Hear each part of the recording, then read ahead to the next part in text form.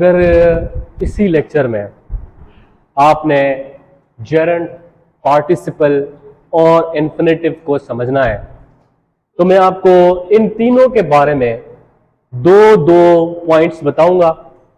वो दो पॉइंट्स अपने माइंड में सेव कर लें, फीड कर लें, फेविकोल से चिपका लें। जिंदगी भर जो है आप कभी भी नहीं इनमें कंफ्यूज होंगे कि जेरंड कौन सी भला है, पार्टिसिपल को कैसे आइडेंटिफाई करें और इन्फिनेटिव को कैसे पहचाने। ठीक है, तो दो पॉइंट्स आपने याद करनी है। दो पॉइंट्स, मैं मजीद वो ट्रेडिशनली डेफिनेशंस नहीं बताऊंगा। दो पॉइंट, कोई भी ऐसे जुमले आ जाए आपके एग्जाम में, ऐसे जुमले कि बताओ कि इनमें से जेरंड कौन सा है, पार्टिसिपल कौन सा है, इन्फिनेटिव कौन सा है, तो आपकी आईज जैसे फोकस कहते हैं ना, फोकस उधर ही फोकस जाके करें। याद रखना, जेरंड जेरंड जेरंड जेरंड, ये ऐसा वर्ड है जो कि एंड किससे होगा? ING से। किससे होगा? ING से। अच्छा, यहां ING लगा देते हैं। यहां पर क्या होगा? कोई वर्ब होगा, कोई वर्ब होगा। फॉर एग्जाम्पल मैं लगा देता हूं कुक। ये क्या बन गया? कुकिंग। पहली बात ये याद रखनी है कि जेरंड हमेशा इंग फॉर्म में होता है। जेरंड हमेशा, क्लियर हो गया? दूसरी बात याद क्या करेंगे कि ये पार्ट्स ऑफ स्पीच में क्या होते हैं जी? नाउन होते हैं, नाउन होते हैं, नाउन होते हैं। यानी किसी एक्टिविटी के नाम को जो इंग से एंड हो रहा हो उसे क्या कहते हैं? क्या कहते हैं? नाउन कहते हैं।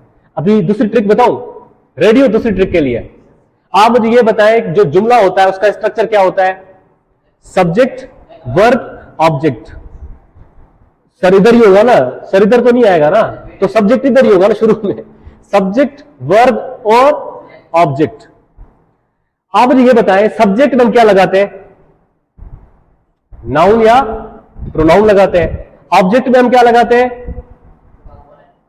ऑब्जेक्ट में हम क्या लगाते हैं? थोड़ा ध्यान दो। Subject plus verb plus object. इधर या नाउन लगाएंगे या प्रोनाउन लगाएंगे। ऑब्जेक्ट या नाउन होगा या प्रोनाउन होगा, ये तो कवर है ना। अब भी यहां पे पता चल रहा है कि ये जो नाउन यानी जेरंड होगा, लोकेट करना भी आसान हो गया। या तो वो सब्जेक्ट की जगह होगा या तो फिर वो ऑब्जेक्ट की जगह हो गया। क्लियर हो गया अभी? ये 3 पॉइंट्स याद करें जेरंड के लिए।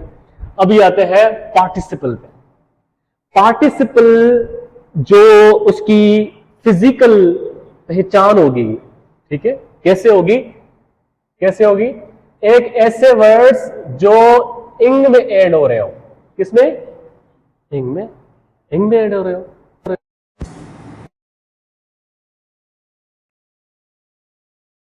एडजेक्टिव्स क्या हो गए?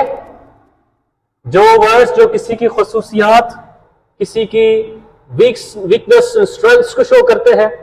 ठीक है, गुड एंड बैड हो गया जैसे। ये पार्ट्स स्पीच में क्या हो गए? एडजेक्टिव्स। दूसरी पहचान क्या है इसकी? दूसरी पहचान, वो वर्ब्स जो ईडी से एंड होते हैं। किससे एंड होते हैं? ईडी से होते हैं। जैसे क्या हो गया? क्लोज्ड हो गया, ठीक है, टायर्ड हो गया, टायर्ड हो गया। तीसरी पॉइंट याद करना, तीसरी पॉइंट, ये हमेशा किसके साथ यूज होते हैं?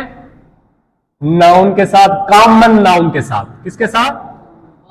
कॉमन नाउन के साथ। ये 3 पॉइंट्स याद कर लें। यानी कि ऐसे वर्ड्स या तो फिर इंग में एंड होते हो और या तो ईडी में एंड होते हो, जैसे क्लोज्ड में है।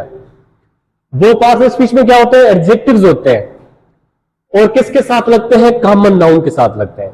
यहां पर अभी फर्क क्लियर होना चाहिए। यहां पर आपको दिन और रात में फर्क हो जैसे क्लियर होता है, जेरंड और पार्टिसिपल में क्लियर होना चाहिए। ठीक है, कैसे? जेरंड हमेशा नाउन होगा, इंग में तो इंग में एंड होगा, लेकिन क्या होगा? नाउन होगा। ये भी इंग में तो एंड होगा, क्या होगा?